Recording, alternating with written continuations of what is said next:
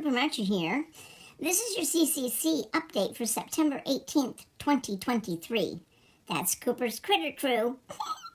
Nelson reports this week from their cruise in the UK. Their holiday is almost at its end, and they've had lots of fun, made lots of friends from the United States. These destinations seem very popular with American travelers. They visited some great places, and Matilda loved all the historical places and local folklore.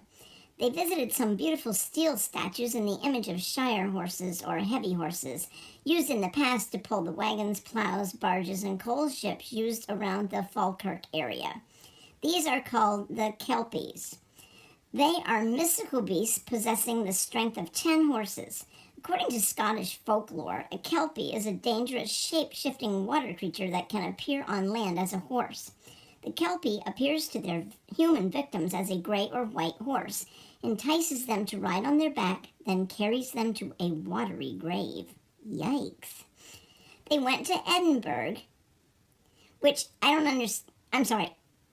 Well, it's pronounced Edinburgh, which I'll never understand because it's clearly spelled Edinburgh, but they say Edinburgh.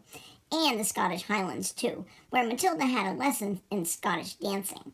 That seemed too dangerous for Nelson as they danced over and around swords on the floor. He didn't want to risk tripping over his 2 left paws and cutting them, so he went to learn how to play the bagpipes. That's not an easy thing to do. They told him he needed a lot of wind, and boy, they were right. And you must do many things all at the same time, blowing into the bag and filling it with air and keeping the airbag full. Then he had to use his arm to pump out the air while playing on the music on the flute part. Doing 3 things at once is far too complex, and he didn't manage 1 note.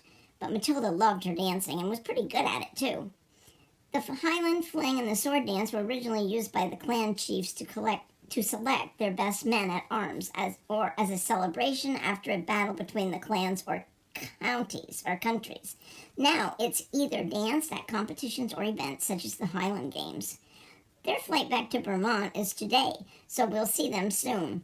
Meanwhile, back in the US of A, my mom nearly had some kind of a fit over Green Mountain Power's trimming of our tree in our front yard.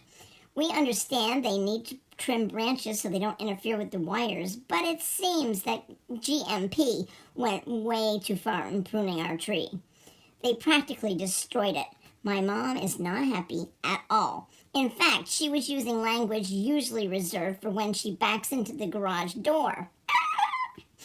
Earl the squirrel learned about it from Lenny and Lucy, and he headed down here to take drone photos. He then headed to Green Mountain Power in Colchester to set up a meeting to discuss proper pruning procedures with Green Mountain Power president.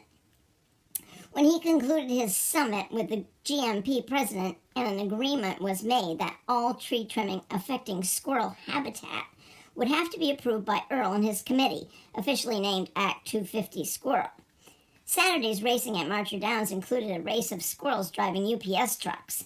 Earl had practice sessions with all the entrants. Dale explained to my mom that one squirrel drives while the other squirrel works the pedals because she couldn't figure that one out. This is squirrel teaming in action. This weekend, some people were really affected by Hurricane Lee, and our thoughts are with them.